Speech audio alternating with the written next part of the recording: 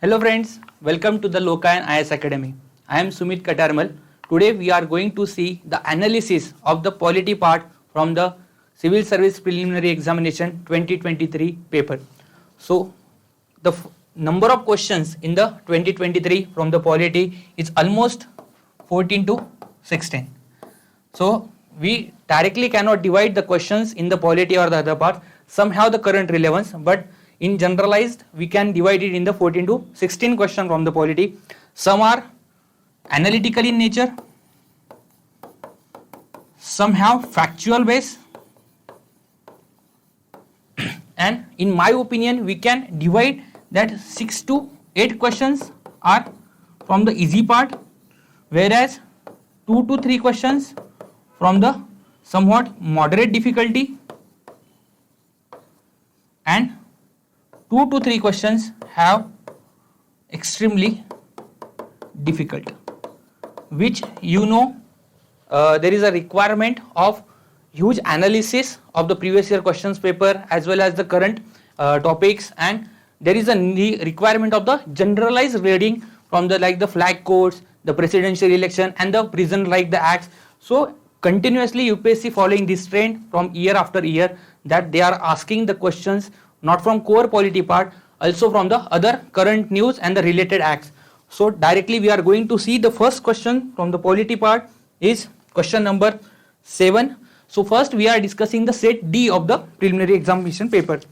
So question 7 talks about that first they are asking the correct statement. So what is the first statement? According to the Constitution of India, the central government has a duty to protect states from the internal disturbances. So this is a factual part that you should know about it.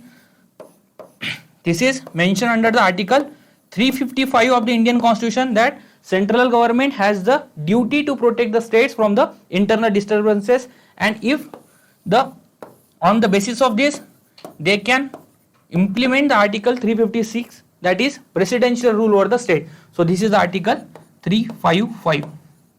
That means this statement is correct one. The second statement is the Constitution of India exempts the states from providing legal counsel to a person being held for the preventive detention. So this is a wrong statement. It is not exempted that in the preventive detention they are liability to provide a certain legal counsel to them. So this is a wrong statement. Third is according to the this is also from the polity part. But what about the third statement? The third statement is according to the Prevention of the Terrorism Act 2002, confession of the accused before the police cannot be, here the keyword is a cannot be used as a evidence. So this is not from the generalized polity part. For this purpose there is a requirement of his comprehensive reading related with the current news as well as related of certain acts. So we have the evidence of this, that here it is mentioned that this is a POTA Act. We actually find out it in the POTA Act that however when the Parliament enacted the Terrorist and Disruptive Activities Prevention Act TADA in 1985 and Prevention of Terrorist Act POTA in 2002, they diverted from this generalized rule, that is section 15 of the TADA and section 32 of the POTA make confessions by the accused before the police officer admissible in the court under the respective act, section 32 of POTA mirroring section 50 of the TADA. That means there is a requirement of the comprehensive reading. Here they are talking about that it is cannot be used as evidence, it can be used. Okay. So that means this statement is also correct.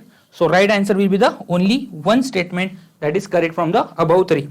Then the next question is question number 10. So question number 10, that consider the following statement in respect of election of president. The question is related to election of the president, that is article 52, 55 manner of election, 54 that a president article is a 52, election 54, manner of election 55. So these are the articles talking about the election of the president. So here also you will find that only reading a particular book like the Lakshmikant is not sufficient to come out at the answer.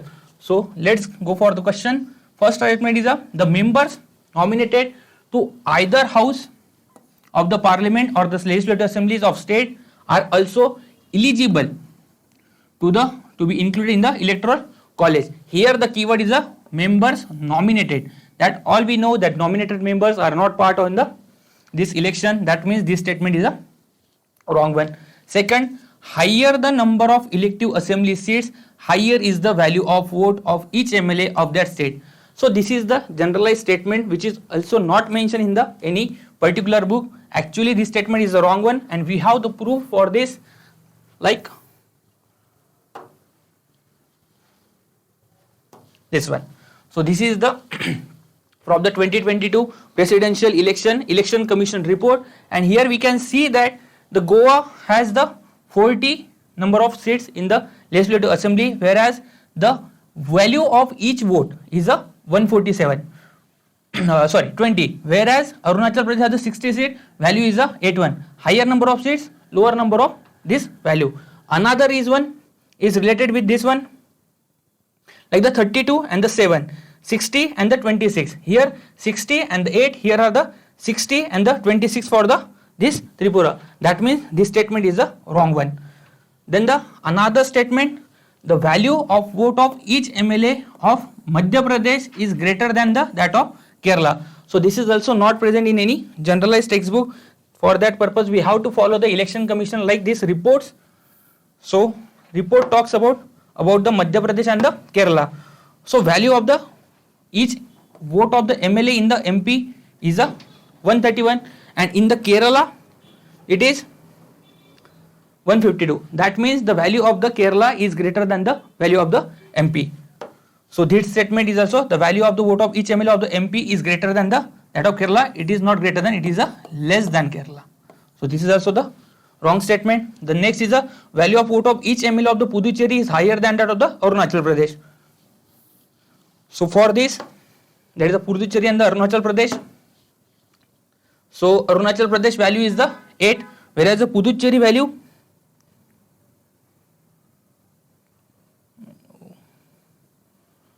is the 16. The Arunachal Pradesh value is the 8 and the Puducherry value is the 16.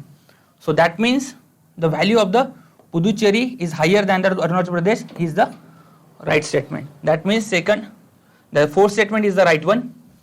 Only one statement is the right. That is the option number A for the 10.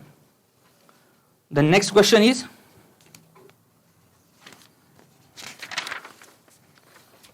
question number 24.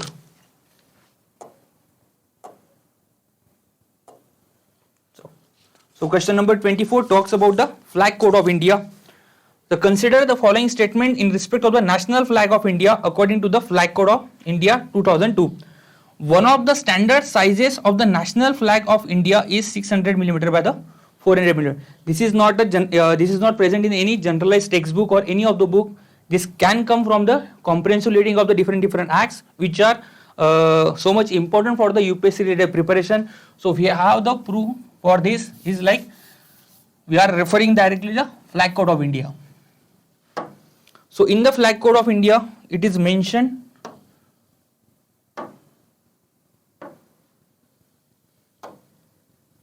so these are the standardized sizes of the national flag which are as follows. Here we can see that there is a note mention of the 600 mm by the 400 mm. That means we can call this statement as a wrong one. Whereas the ratio of the length to the height of the flag shall be 3:2. Yes, this is given in the flag code of India. That is the ratio of the length versus height is a 3:2. That means second statement is the right one. First statement we can say it is a wrong one. With the ratio 600 to 400, definitely it is a 3:2. But in the flag code of India it is not given. This is not a standard size. So on the standard sizes basis we can eliminate this statement. That means statement 1 is a wrong one, statement 2 is the right one. The option number is D. That is the statement 1 is incorrect and the statement 2 is the correct one. Then the next is a 25th number. That consider the following statement with respect to the Constitution Day. This Constitution Day is declared in the 2015. That is 26 November is declared a Constitution Day to promote the among the citizens that constitutional values and the ethos वगैरह ये सारी चीजें promote करने के लिए constitution declare किया था. So first statement talking about the constitution day is celebrated on the 26 November every year to promote the constitutional values among the citizens. This is a very generalized statement. We know that 26 November is declared as a constitutional day.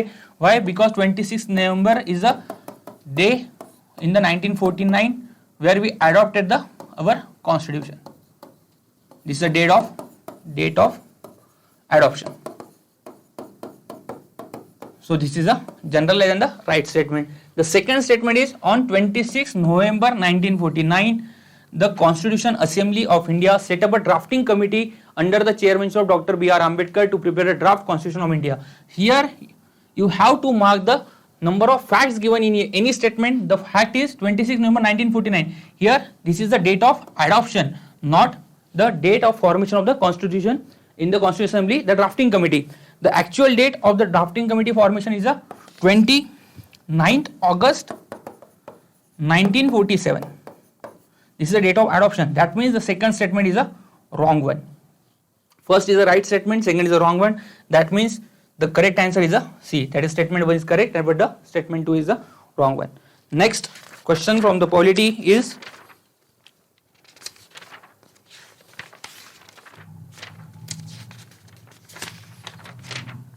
directly 91.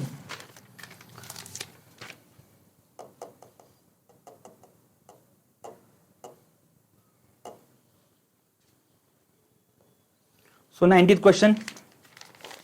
So very factual question which is mentioned in the any generalized book related with the polity, that by which one of the following acts was the Governor General of Bengal designated as a Governor General of India. Everyone from the UPSC preparation related aspirant should know the correct answer of this question because this is a very direct and the factual question. The correct answer is the Charter Act of the 1833, where the complete centralization is actually happened.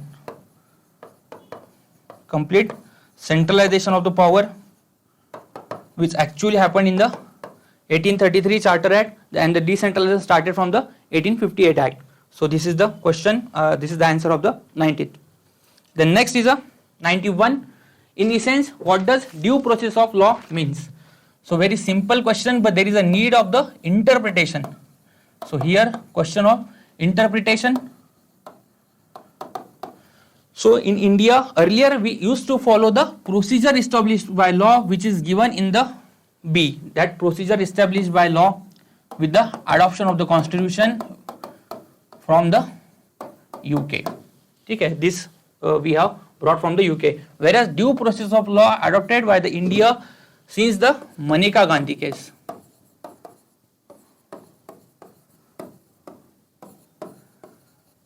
We started with the, and what the due process of law means? The principle of natural justice. This is followed in the NGT like organization. That is the principle of the natural justice procedure established by law. You all know it is a very straightforward. Whereas the due process of law having the interpretation is a fair application of the law.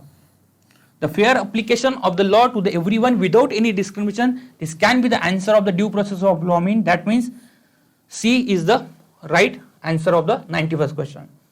Then the next question is a 92nd. That there are the two statement is given. That first is a, in India prisons are managed by state governments with their own rules and regulations for the day-to-day administration of prisons.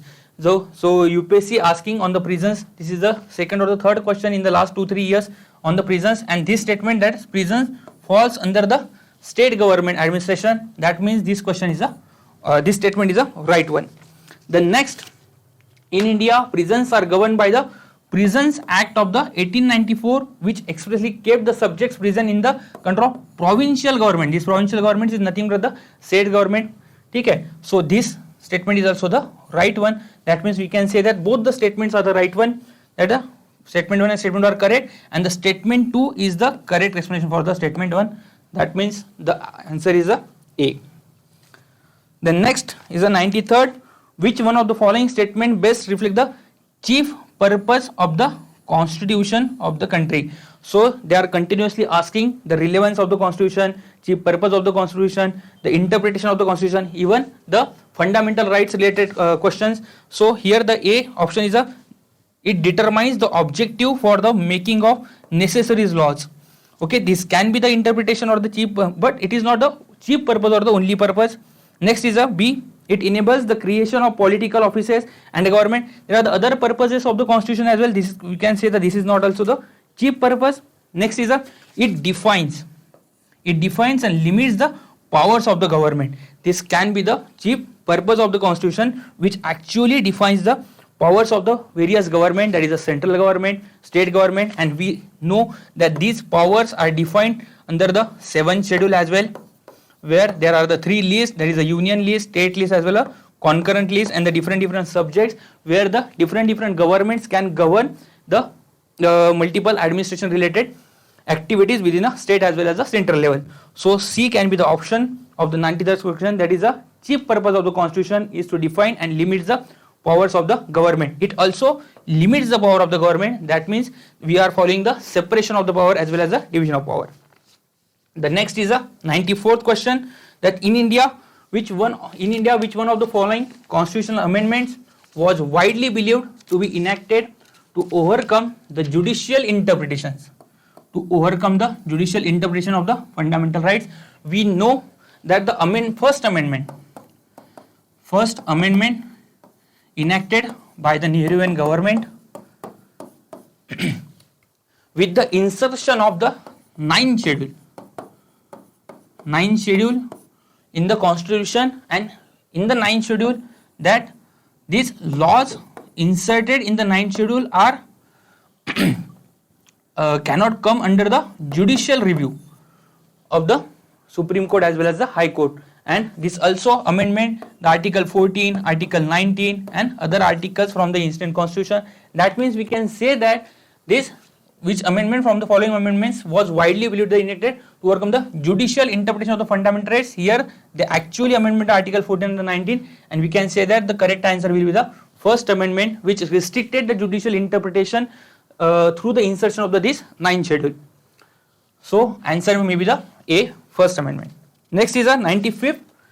Consider the following organization bodies in India. This is a very straightforward and the simple question, that they are asking how many of the above are the constitutional bodies. So they are asking which are the constitutional bodies from the above 4-1. The first is a National Commission for the Backward Classes. So this constitutional body is enacted recently by the government under Article 338B.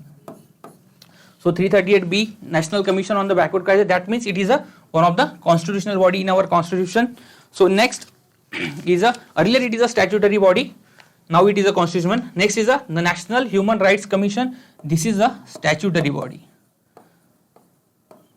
created by the Act of the Human Rights Related Act. Next is that means this is not a constitutional body. Next is the National Law Commission. This is the body created by the notification, that is a gazetted notification. That means it is also not a constitutional body. The next is a National Consumer Disputes Redressal Commission. This is a statutory body created by the Consumer Protection Act of the 1986. Consumer Protection of the, that means this is also not a constitutional body. Only one constitutional body is mentioned, that is the National Commission for the Backward Classes. That means from the above only one is the correct answer, that is the A option. Next is a 96th question. Consider the following statement. In the election of the President of India is declared void by the Supreme Court of India, all acts done by him or her in the performance of the duties of his or her office of the President before the date of decision becomes invalid. Invalid is a keyword here.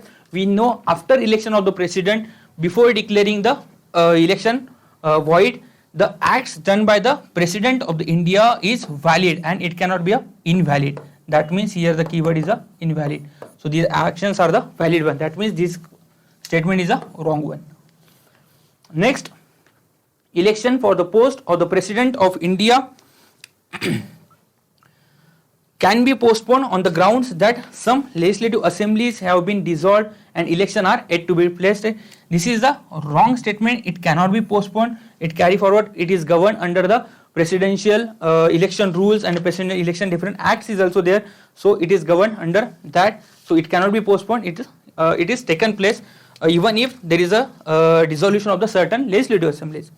That means this statement is the wrong one. Next is when a bill is presented to the President of India, the Constitution prescribes time limits within which he or she has to declare his or her assent. This time limit is a keyword, and we know that within the Constitution there are very few instances where the time limit is actually mentioned, and it is a 1 or 2 one, and this is for the assent of the any bill there is no time limit is given in the Constitution. That means this statement is also the wrong one. So final answer will be the none, that is the option number D. There is no time limit is given for the assenting the bill. So next question from the polity part is the 97. With reference to the finance bill and money bill in the Indian Parliament, consider the following statement. So they are talking about the finance bill, that is Article 117 clause 1, 117 clause 3, and the money bill, that is Article 110. So the first statement is, when the Lok Sabha transmits finance bill to the Rajya Sabha, it can amend or reject. So these are the two keywords, and they are talking about the finance bill and not the money bill. And we know the provision of the finance bill is 117 and 113. Rajya Sabha have the power to amend or reject the finance bill. That means this statement is a right one. It can amend or the reject. The next statement is, when the Lok Sabha transmits money bill, Lok Sabha transmits money bill, they are asking about the money bill to the Rajya Sabha, it cannot amend or reject the bill. It can only make recommendation, and this is also the right statement. As we know, Rajya Sabha can only make a recommendation. It cannot amend or reject the money bill. They can amend or reject the financial bill or the finance bill. And both the statements are the true. The third statement, in the case of disagreement between the Lok Sabha and the Rajya Sabha, there is no joint sitting for the money bill, but joint sitting becomes necessary for finance bill. So we know that there is a provision when the deadlock happens over the decision of the money bill or the finance bill. In case of the money bill, there is no joint sitting provision. No joint sitting provision is available in the Constitution, whereas in terms of the financial bill or the finance bill, under Article 1171 or 117 clause 3, we have the provision of the joint sitting. That means this is also the right statement. The final answer will be all the three statements of the above are the correct one, that is option C. Next is a 100 question, that consider the following statements. That is, first statement 1 is the Supreme Court of India has held in some judgments that the reservation policies made under Article 16 clause 4 of the Constitution of India would be limited by Article 335 for maintenance of efficiency of administration.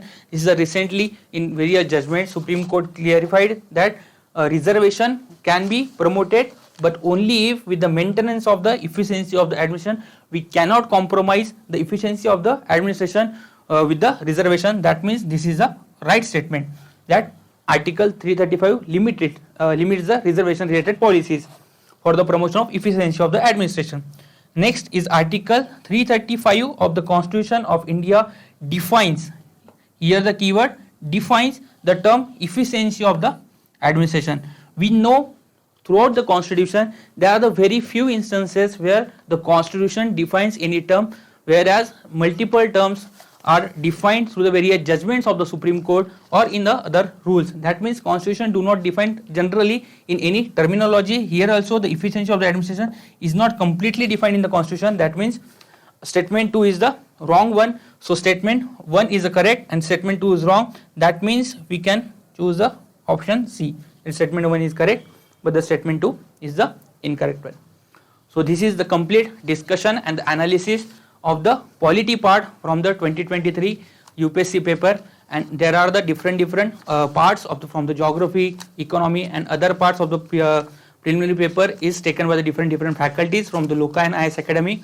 So you must watch the analysis of the paper and you can assure your score with the given key, that is the answers of the different questions. So thank you from the Loka and IAS Academy.